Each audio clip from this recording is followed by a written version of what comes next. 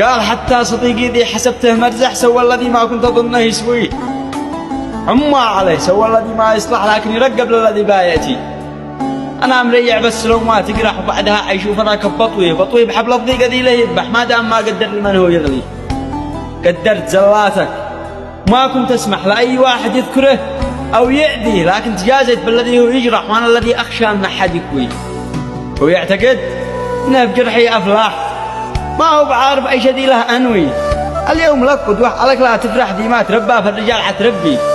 يمكن نسامح بس لهذا ما اسمح لأنه دخل بالذي ما يعني صوب بسهمه صوب جرحي وافرح كل العدادي منهم كنت أحمي.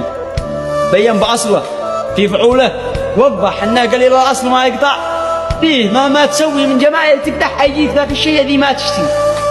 شر النصيحة من لسان من ينصح وخلها بذنك فقط للتنبيه لا تخدعك في السلم أقوال تنطح.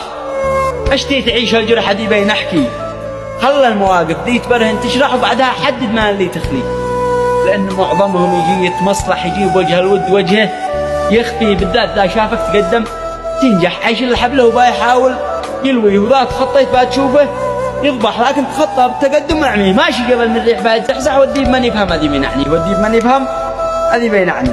سلام.